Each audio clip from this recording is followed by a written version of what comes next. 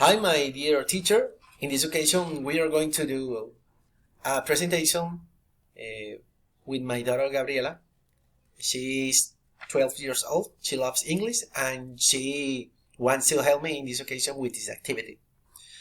Hey, Kate, I need your help. Sure, Sam. What is this? I need to interview a friend for a homework to school.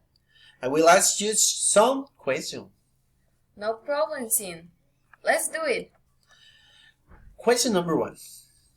Are you from England? No, I'm not. What's your mother like, Kate? She's a beautiful British woman.